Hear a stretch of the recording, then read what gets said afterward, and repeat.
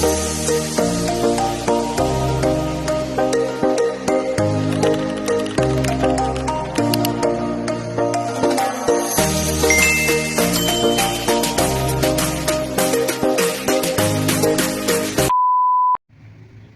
everyone! Ngayon nga po ay May 3 at eto may dumating akong parcel. Actually, in-order ko to sa online shop. Ayan po, ito rin yung dati kong in-orderan, no? So, ito po ay mga paninda. So, ayan po. Bali, ito po, dumating na yung dalawa. So, hinihintay ko pa yung isa pa. So, ito po isa ay nagkakahalagang 1,389.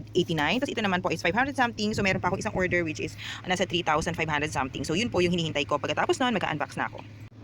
Ito po, bali, ito po yung unang parcel na aking bubuksan. Ito po yung worth nasa 500 something. So, ayan po. Bali, ang nangyari po pala, tatlong parcel ito dahil hindi pwedeng pagsabay-sabayan sa isang deliver lang. So, pero in-order ko siya ng sabay-sabay. So, ayan po.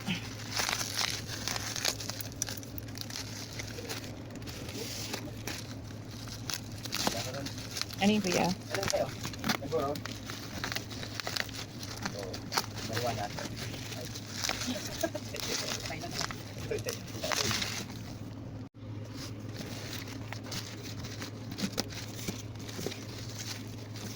So ito nga po. Ang laman po nito ay syempre yung in-order ko na King Giver, yan, AA battery. Bali 40 pieces ang laman ng isang box. At saka syempre meron din po akong Everready.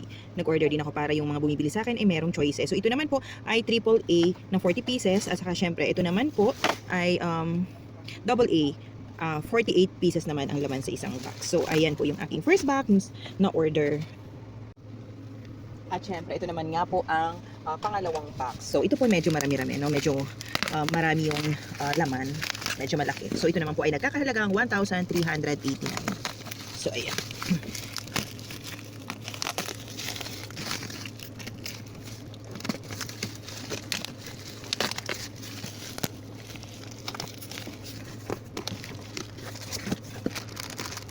Ayan.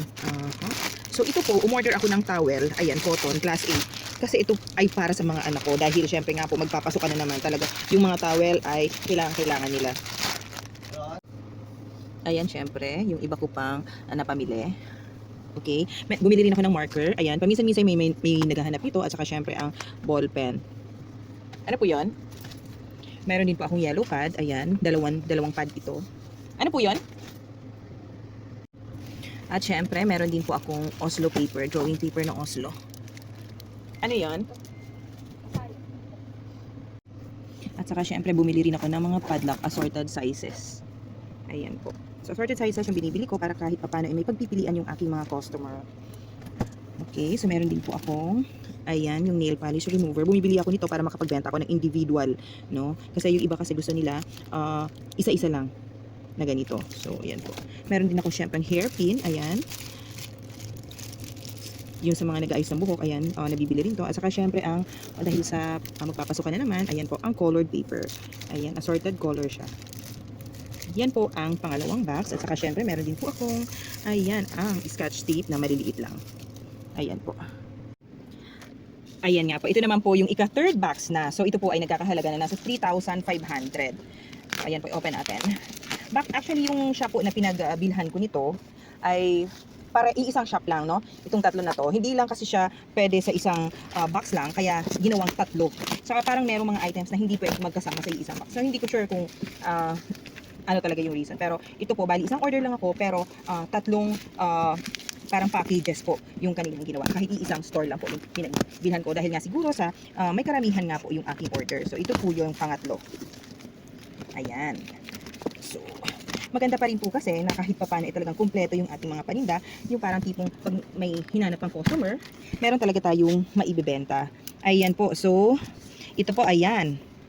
Toothpick. Ayan, bumili po ako ng toothpick. Syempre, meron din po akong electric tape. Dahil yung ibang nga pong mga construction worker, malimit po, may naghahanap ng ganito, no? Panggamit nila. Syempre po, ang ball pen. Ayan. Tapos, ito, may nakasama pa rin na isang towel. Baka namali ako ng order, pero ayan, may isang towel. Pero ang binili ko na towel yun actually yung isang pack eh. Ayan po, ito mabenta sa akin to. Ayan, ang Pioneer Glue. Syempre, ayan po, meron din akong BL soap. Ito try ko lang po ito dahil paminsan-minsan ay may naghahanap. So dalawa lang yung aking binili.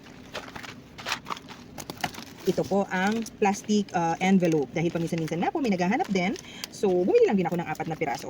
Sakaling may maghanap lang, mayroong maibenta. Siyempre po ang shoe glue. Ito po, napakamabenta sa akin ito. Ayan, shoe glue. Ito po, ang... Ayan po. Glue stick. Ayan, yung malaking size naman po ito. So, syempre, meron din po akong pencil. Ayan, Mongol number 2. Dahil yan po ang mabenta. Syempre, meron din po akong masking tape at saka syempre ang Elmer's glue. Ayan. Konti lang nabinili ko ng Elmer's glue. Dahil bihira lang naman din yung naghahanap po ng ganito. Ayan po.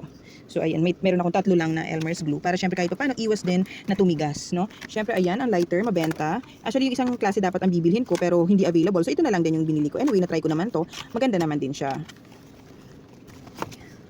Ayan, 2 box yung kinuha akong lighter dahil medyo may talagang mabenta po ito.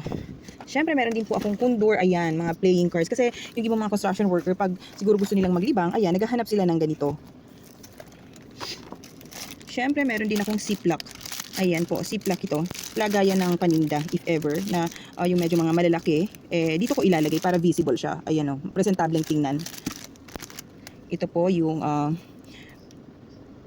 glue stick pa rin. Siyempre, ang King Giver na battery po, no? AAA.